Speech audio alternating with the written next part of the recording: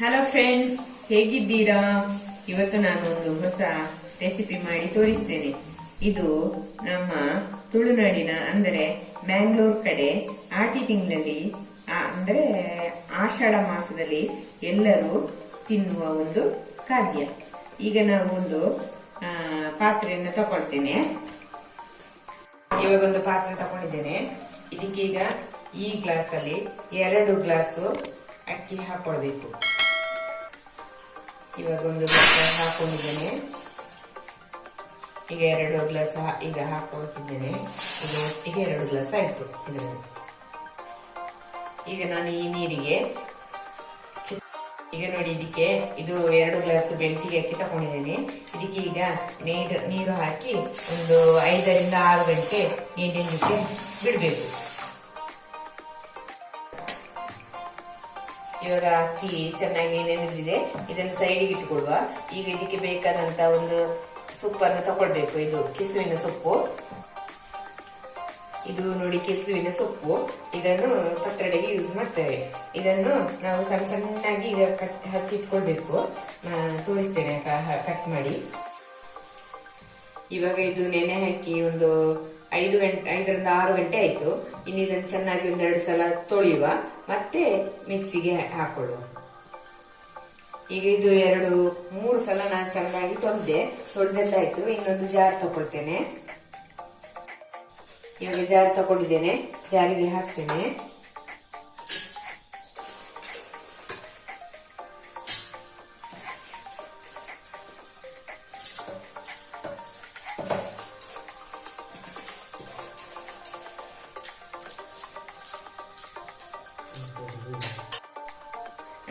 ಈ ಅಕ್ಕಿ ಜೊತೆ ಒಂದು ಮೆಣಸು ಮೊದಲೇ ನಾನು ಹುರಿದಿಟ್ಟುಕೊಂಡಿದ್ದೆ, ಇದನ್ನು ಹಾಕೊಳ್ಬೇಕು.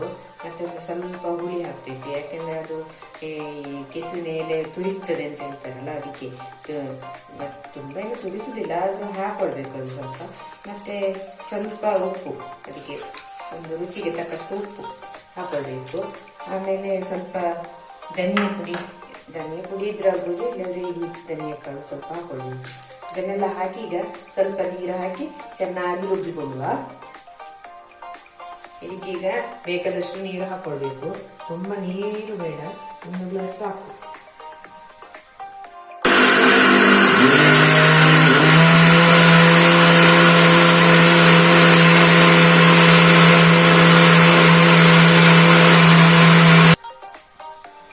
ಇವಾಗ ಇದು ಕಡ್ದಾಯ್ತು.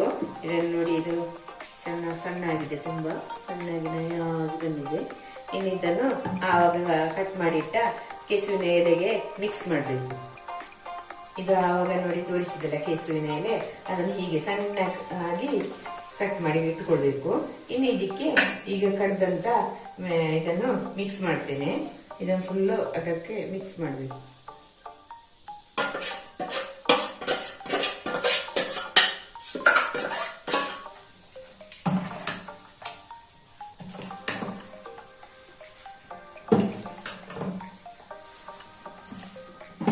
ಇವಾಗ ಹಾಗೆ ಕಾಣ್ತದೆ ನಿಮಗೆ. ಅದು ಬೆಂದ ನಂತರ ಈ ಸೊಪ್ಪು ಕಾಣುದೇ ಇಲ್ಲ ಅದರಲ್ಲಿ, ಈಗ ಮಾತ್ರ ಕಾಣುದಷ್ಟೇ. ಇದನ್ನೀಗ ಇನ್ನು ಒಂದು ಬಾಳೆ ಎಲೆ ತಗೊಳ್ಳಿಕ್ಕೆ, ಬಾಳೆ ಎಲೆಯನ್ನು ತಕೊಂಡು ಅದನ್ನು ಸ್ವಲ್ಪ ಬಾಡಿಸಿಕೊಳ್ಬೇಕು. ಗ್ಯಾಸ್ ಮೇಲೆ ಇಟ್ಟು ಬಾಡಿಸಿಕೊಳ್ಬೇಕು. ಮತ್ತೆ ಅದರಲ್ಲಿ ಫೋಲ್ಡ್ ಮಾಡಿ ಬೇಯಲಿಕ್ಕೆ ಇಡ್ಬೇಕು. ಅದನ್ನು ತೋರಿಸ್ತೇನೆ ನಿಮಗೆ. ಇದು ಚೆನ್ನಾಗಿ ಮಿಕ್ಸ್ ಆಗಿ ಈಗ ಇದು ಮಿಕ್ಸ್ ಆಯ್ತು. ಇದನ್ನು ಸೈಡಿಗೆ ಇಟ್ಟುಕೊಡ್ತೇನೆ. ಈಗ ಬಾಳೆ ಎಲೆ ತಗೊಳ್ಳುವ. ನಾನು ಇಷ್ಟು 5-6 ಬಾಳೆ ಎಲೆ ತಗೊಂಡಿದ್ದೇನೆ. ಇದನ್ನು ಈಗ ಚೆನ್ನಾಗಿ ನೀರೆಲ್ಲ ಹಾಕಿ ತೊಳೆದು ಬಿಟ್ಟು ತಗೊಂಡ್ಬಂದೇನೆ. ಇದನ್ನು ಇನ್ನು ಗ್ಯಾಸ್ ಹೊತ್ತಿಸಿ ಗ್ಯಾಸ್ ಮೇಲೆ ಇಟ್ಟಾಯ್ತು. ಇಟ್ಟರೆ ನೋಡಿ ಹೀಗೆ ಆಗ್ತದೆ, ಎಲ್ಲ ಬಾಳೆ ಎಲೆ ಹೀಗೆ ಆಗ್ತದೆ. ಇದು ಅದು ಮಡಚಲಿಕ್ಕೆ ಸುಲಭ ಆಗ್ತದೆ, ಇಲ್ಲಾಂದ್ರೆ ಹರಿದೋಗ್ತದೆ, ಕಟ್ ಆಗ್ತದೆ. ಅದಕ್ಕೋಸ್ಕರ ಇವಾಗ ಬಾಳೆ ಎಲ್ಲ ಬಾಡಿಸಿ ಆಯ್ತು ನೋಡಿ. ಇದನ್ನು ಚೆನ್ನಾಗಿ ಹೀಗೆ ಉಜ್ಜಿಕೊಳ್ಳಿ. ಇವಾಗ ಇದನ್ನು ಚೆನ್ನಾಗಿ ಉಜ್ಜಿ ಇದಕ್ಕೆ ಮಡಚಿ ಬೇಯಿಸ್ತೇನೆ.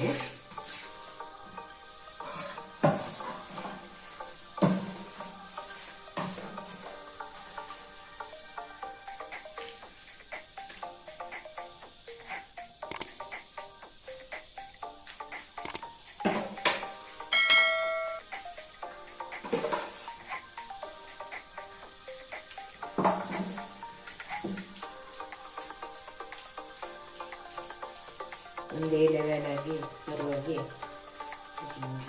ಲೆವೆಲ್ ಮಾಡ್ಕೊಳ್ಬೇಕು. ಒಂದೇ ಲೆವೆಲ್ ಆಗಿ ಬರುವಾಗೆ ಇದನ್ನು ಹೀಗೆ ನೋಡ್ಕೊಂಡು ಫೋಲ್ಡ್ ಮಾಡ್ತೇನೆ ನೋಡಿ.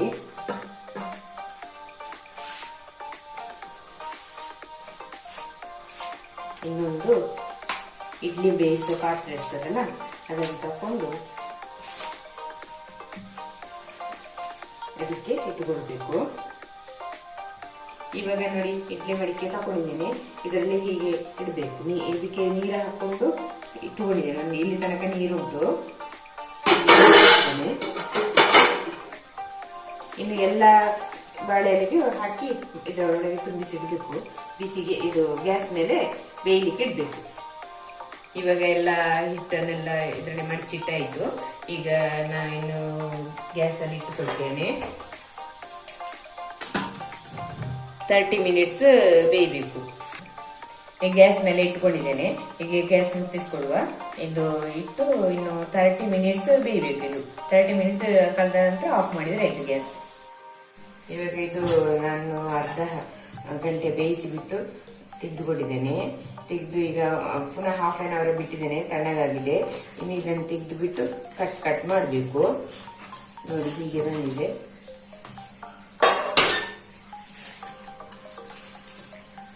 ಸಣ್ಣ ಸಣ್ಣ ಪೀಸ್ ಆಗಿ ಮಾಡ್ಲಿಕ್ಕೆ ಉಂಟು, ತೋರಿಸ್ತೇನೆ ಮಾಡಿ.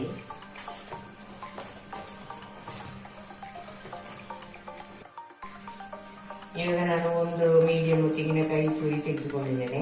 ಇದಕ್ಕೆ ಸ್ವಲ್ಪ ಹಳದಿ ಹಾಕೊಂಡಿದ್ದೇನೆ, ಒಂದು ಅರ್ಧ ಸ್ಪೂನ್. ಮತ್ತೆ ಒಂದು ಮೀಡಿಯಂ ಸೈಜು ಈರುಳ್ಳಿ ತಗೊಂಡಿದ್ದೇನೆ. ಇದನ್ನೆಲ್ಲ ಕಟ್ ಮಾಡಿ ಇಟ್ಕೊಂಡಿದ್ದೇನೆ. ಮತ್ತೆ 6 ಒಟ್ಟಿಗೆ ಒಣಮೆಣಸು. ಇದರಲ್ಲಿ ಇದು 4 ಇದು ಊರು ಮೆಣಸು, 4 ಕುಂಟೆ ಮೆಣಸು. ಮತ್ತೆ ಇದಕ್ಕೆ ಒಂದು 2 ಸ್ಪೂನು ಕೊತ್ತಂಬರಿ, ಒಂದು ಸ್ವಲ್ಪ 1/4 ಚಮಚ ಜೀರಿಗೆ, ಸ್ವಲ್ಪ ಇಂಗು, ಒಂದು ಚಿಟಿಕೆಷ್ಟು, ಒಂದು 10 ಮೆಂತೆಕಾಳು, ಇದು 4-5 ಬೆಳ್ಳುಳ್ಳಿ ಹೆಸರು. ಇಷ್ಟು ತಗೊಂಡಿದ್ದೇನೆ. ಇದನ್ನೆಲ್ಲ ಮುದ್ದಿಟ್ಟುಕೊಂಡಿದ್ದೇನೆ. ತೆಂಗಿನಕಾಯಿ ಮತ್ತೆ ಈರುಳ್ಳಿ ಬಿಟ್ಟು ಮತ್ತೆ ಬೆಳ್ಳುಳ್ಳಿ ಬಿಟ್ಟು ಇಷ್ಟು ಅನ್ನು ಮುದ್ದಿಟ್ಟುಕೊಂಡಿದ್ದೇನೆ ನಾನು ಇವಾಗಲೇ. ಇನ್ನು ಇದನ್ನು ಮಸಾಲೆ ಮಾಡಲಿಕ್ಕೆ ಉಂಟು, ಮಿಕ್ಸಿಗೆ ಹಾಕ್ತೇನೆ. ಇವಾಗೆಲ್ಲ ಜಾರ್ ತಗೊಂಡಿದ್ದೇನೆ, ಜಾರಿಗೆ ಹಾಕೊಳ್ತಿದ್ದೇನೆ.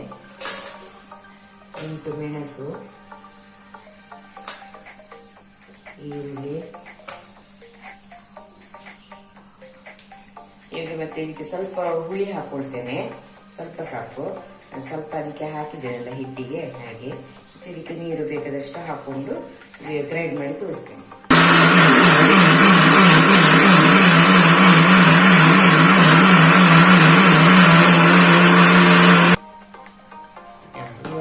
ರುಬ್ಬಿ ಆಯಿತು, ಸಣ್ಣಗೆ ರುಬ್ಬಿದ್ದೇನೆ, ಮಸಾಲೆ ರೆಡಿ. ಇನ್ನು ಅದು ಕಟ್ ಮಾಡಿದ್ದನ್ನು ಇದು ಪತ್ರೊಡೆ ತಗೊಳ್ತೇನೆ. ಅದನ್ನು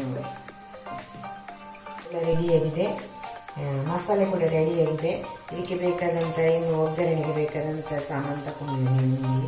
2 ಜಜ್ಜಿದ ಬೆಳ್ಳುಳ್ಳಿ, 1 ಮೆಣಸು ಕಟ್ ಮಾಡಿಕೊಂಡಿದ್ದೇನೆ, ಮತ್ತು ಸಾಸಿವೆ, 1 ಬೇವಿನ ಸೊಪ್ಪು 10. ಇದನ್ನೀಗ ಒಗ್ಗರಣೆ ಇಟ್ಟು ಇದಕ್ಕೆ ಮಸಾಲೆ ಹಾಕಬೇಕು. ಒಂದು ಪಾತ್ರೆ ತಗೊಂಡಿದ್ದೇನೆ. ಇದಕ್ಕೆ ಈಗ ಸ್ಟವ್ ಮೇಲೆ ಇಟ್ಟು ಗ್ಯಾಸ್ ಹೊತ್ತಿಸ್ಕೊಳ್ಬೇಕು. ಇದಕ್ಕೆ ಒಂದು 3 ಟೇಬಲ್ ಸ್ಪೂನ್ ಆಗುವಷ್ಟು ಎಣ್ಣೆ ಇಟ್ಕೊಳ್ಬೇಕು.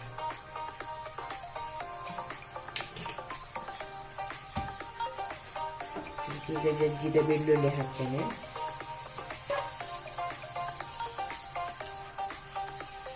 ಮೆಣಸು ಹಾಕ್ತಿದ್ದೇನೆ.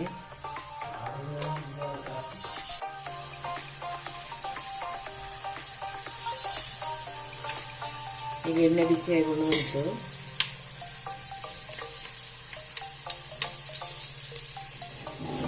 ಸಾಸಿವೆ ಹಾಕ್ತಿದ್ದೇನೆ.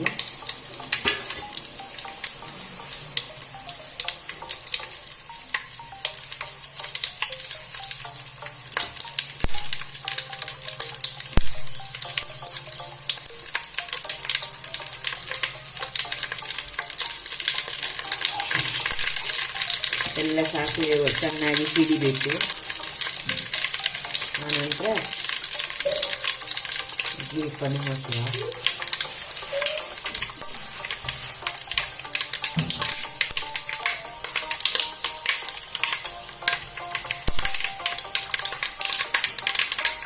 ಇವಾಗೆಲ್ಲ ಸಿಡಿತು, ಸಾಸಿವೆ ಎಲ್ಲ ಸಿಡಿದ ನಂತರ ಈ ಮಸಾಲವನ್ನು ಇದಕ್ಕೆ ಸೇರಿಸ್ಕೊಳ್ತೇನೆ ಒಗ್ಗರಣೆಗೆ.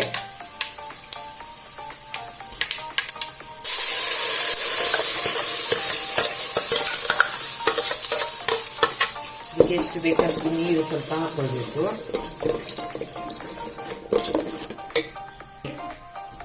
ಸ್ವಲ್ಪ ನೀರು ಸೇರಿಸ್ಕೊಳ್ಬೇಕು, ಒಂದು ಸಾಂಬಾರಿನ ಬರುವಾಗೆ. ಇನ್ನೊಂದು ಸ್ವಲ್ಪ ನೀರು ಹಾಕ್ಬೇಕು, ಇದು ಸ್ವಲ್ಪ ಗಟ್ಟಿ ಆಯಿತು.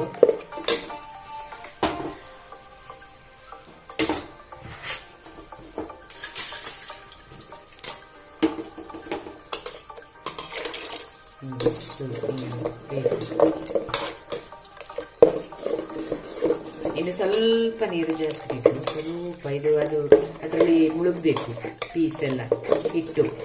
ಸ್ವಲ್ಪ ನೀರು ಹಾಕ್ತೇನೆ. ಚಂದ ಕುದೀತಾ ಉಂಟು. ಇದಕ್ಕೆ ಈಗ ಅಡಿಟ್ಟ ಹಿಟ್ಟನ್ನು ಹಾಕೊಳ್ಳುವ.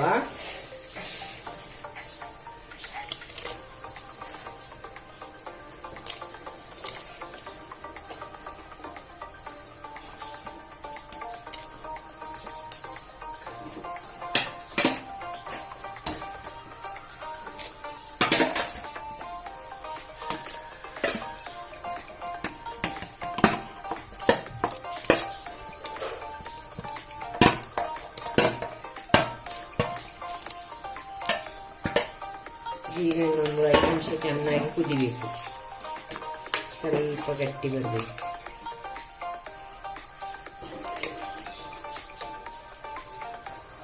ಈಗ ಎಷ್ಟು ಬೇಕಷ್ಟು ಉಪ್ಪು ಹಾಕೋಬೇಕು, ರುಚಿಗೆ ತಕ್ಕಷ್ಟು.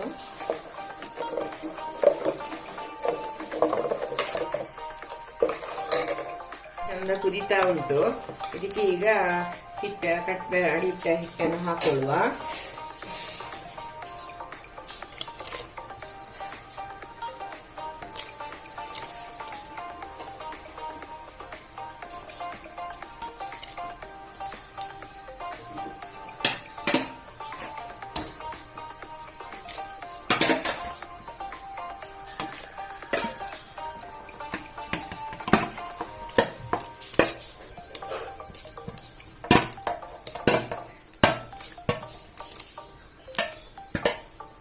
ಈಗ ಇನ್ನೊಂದು 5 ನಿಮಿಷ ಚೆನ್ನಾಗಿ ಕುದಿಬೇಕು, ಸ್ವಲ್ಪ ಗಟ್ಟಿ ಬರಬೇಕು.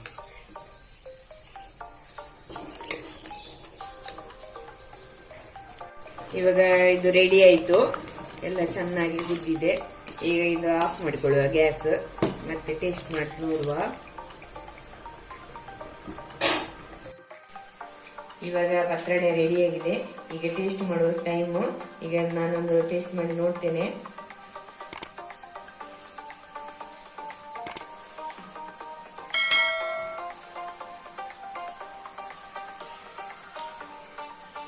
ಸೂಪರ್ ಆಗಿ ಬಂದಿದೆ.